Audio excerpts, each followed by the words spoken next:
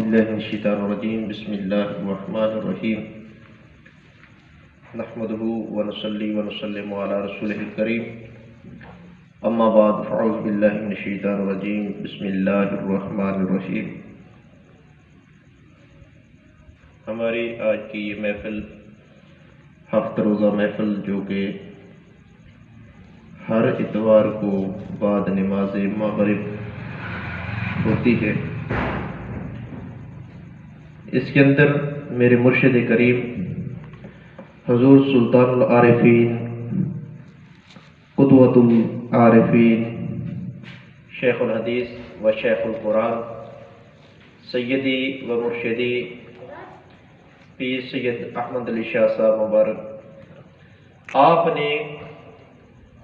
سالک کی تربیت کے لیے، موریدین کی تربیت کے لیے یہ اتنی بڑی کتاب جو ہے یہ آپ نے تحریر فرمائی ہے۔ صرف اس کے اندر مرید کو مریدی کے آداب، تصوف کیا ہے، سلوک کیا چیز ہے، نقش بندیہ، چشتیہ، قادریہ، سہروردیہ، ان کے اسباب کیا ہے، سالک منازل کو کیسے طے کرتا ہے، سالک کن کن آداب کا خیال رکھے تو وہ سلوک کے اندر استقامت کے ساتھ چلتا ہے۔ صرف سالک کی رہنمائی کے لیے میرے مرشد کریم نے یہ اتنی بڑی کتاب مفتاح السلوک کے نام سے، یعنی سلوک کی چابی، سلوک کی چابی کے نام سے یہ کتاب جو ہے آپ نے تحریر فرمائی ہے۔ تو ہم انشاءاللہ اس کا درس جو ہے باقاعدہ ہر محفل کے اندر دیں گے اور ایک ترتیب کے ساتھ پوری کتاب کو ہم پڑھیں گے۔ پہلا باب جو ہے آپ نے تصوف کے اوپر تحریر فرمایا ہے، اور تصوف کی تعریف فرماتے ہوئے آپ فرماتے ہیں کہ تصوف وہ علم ہے جس کے ذریعے انسان تزکیہ نفس، اخلاق کی صفائی اور ظاہر و باطن کی تعمیر جان لیتا ہے، تاکہ وہ ابدی سعادت سے ہمکنار ہو سکے اور اس کے نفس کی اصلاح ہو اور اپنے نفس کو پہچان کر اپنے رب کی معرفت اور رضا حاصل کر لے۔ یعنی آپ نے تصوف کی یہ تعریف بھی اور تصوف کی غرض و غایت بھی اس کے اندر بیان فرمائی ہے۔ آپ فرماتے ہیں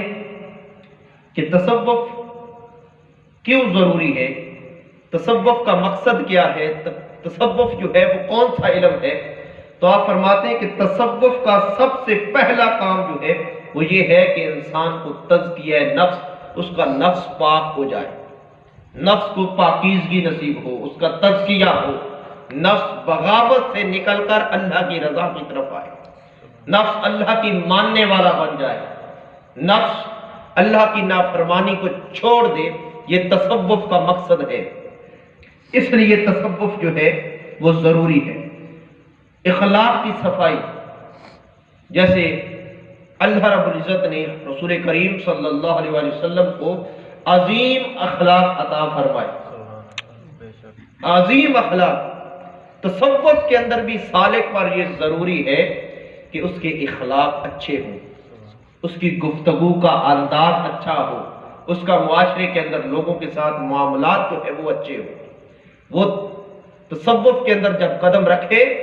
تو اس کے لہجے کے اندر، اس کی زبان کے اندر، اس کے اخلاق کے اندر تبدیلی آ جانی چاہیے۔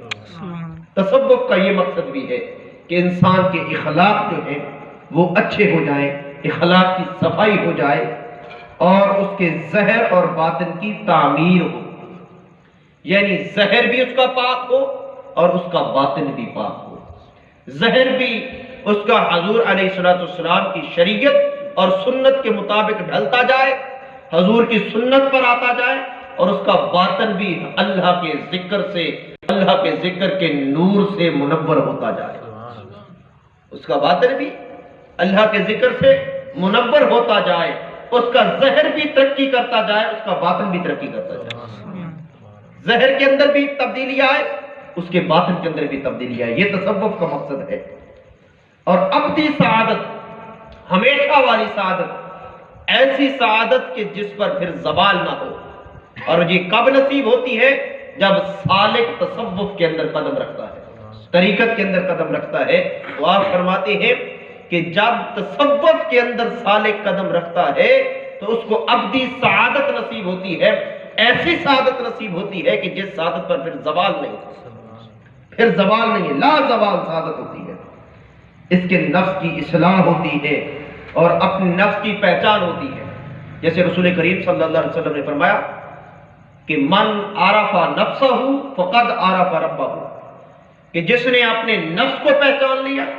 اپنے نفس کی معرفت حاصل کر لی، پس تحقیق اس نے اپنے رب کی پہچان کر لی۔ تو میرے حضور مرشد کریم آپ بھی یہی بات فرما رہے ہیں کہ تصوف کا بھی یہی مقصد ہے کہ انسان اپنے نفس کی پہچان کرے کہ اس کی زندگی کا مقصد کیا ہے، اللہ نے اس کو دنیا میں کیوں بھیجا ہے، کس لیے آیا ہے، اللہ نے اس کو اس جہاں میں کس لیے بھیجا ہے۔ اور جب وہ اپنے نفس کی معرفت حاصل کر لے گا تو اپنے نفس کی معرفت کے بعد اس کو اپنے رب کی پہچان نصیب ہو جائے گی۔ اس لیے فرمایا کہ تصوف کا مقصد ایک یہ بھی ہے کہ وہ اپنے نفس کو پہچان کر اپنے رب کی معرفت حاصل کرے، اپنے رب کی پہچان حاصل کرے۔ اور اس ساری گفتگو کا خلاصہ یہ ہے کہ جب وہ تزکیہ نفس، اخلاق اچھے اور باطن کی صفائی، تزکیہ تصفیہ نصیب ہو جائے گا، اللہ کی رضا نصیب ہو جائے، اللہ راضی ہو جائے، اس کا نفس اتنا پاک ہو جائے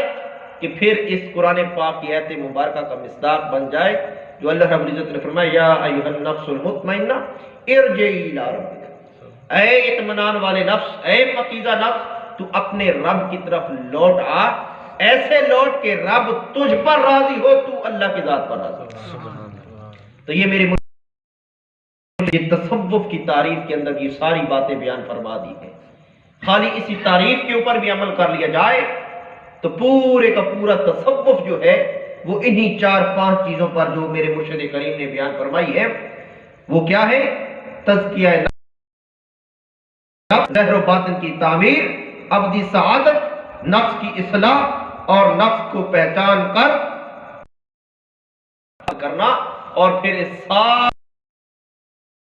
انسان اس مقام پر پہنچ جاتا ہے کہ رب اس پر راضی ہو جاتا ہے،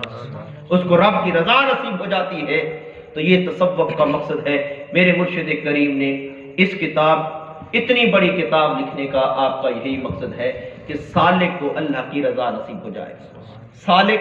جس مقصد کے لیے اللہ رب العزت نے اس کو بھیجا ہے وہ مقصد حاصل کر لے، تو اللہ رب العزت ہم سب کو اپنے مرشد کے ساتھ سچی اور سچی وفا کرنے کی توفیق عطا فرمائے، اور یہ جو ذکر کا نور ہے اس کے اندر اللہ پاک استقامت عطا فرماتے ہوئے ہمیں اپنی رضا حاصل کرنے کی توفیق عطا فرمائے۔ وما توفیقی الا باللہ۔